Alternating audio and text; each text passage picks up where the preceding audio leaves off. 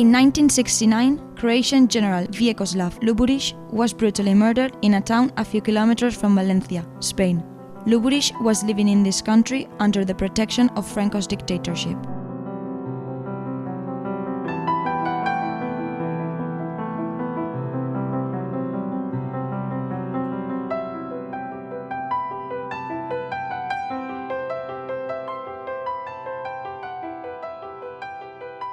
During World War II, Luburić was in charge of the concentration camps of Croatia, whose government was one of the allies of both Hitler's Germany and Mussolini's Italy. Tens of thousands of people died in extermination camps of Nazi Croatia, Serbs, Jewish, Gypsies, and Croatian opponents as well.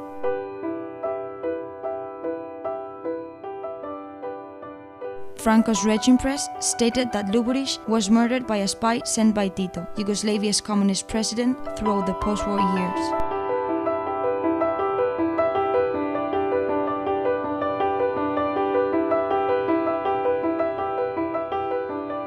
The alleged spy was Ilija Stanic, a 23-year-old man when the murder was carried out. Neither the Spanish police services nor Interpol succeeded in arresting Stanic, who vanished without trace for over 30 years. He was still missing in 2003, when journalist Francesc Bayarri found him in Sarajevo. In 2003, I found Ilija Stanic when the police had stopped searching for him.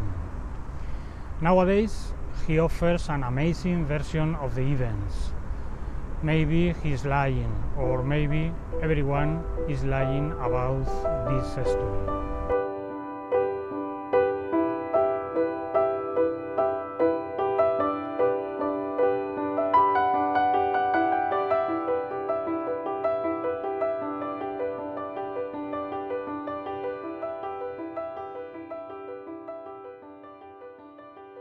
Francesc Bayarri's meeting in Sarajevo tells the story of Luburic's murder, Stanic's flee, and the various versions of the motive of the crime.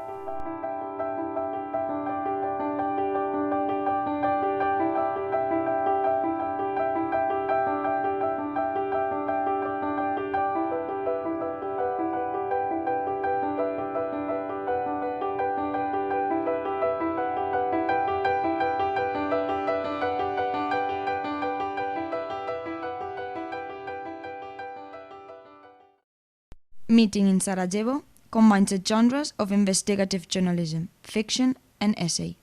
From the very beginning, readers embark on a journey which will take them from Franco's Spain of far-off times to the Balkan Peninsula of the present day.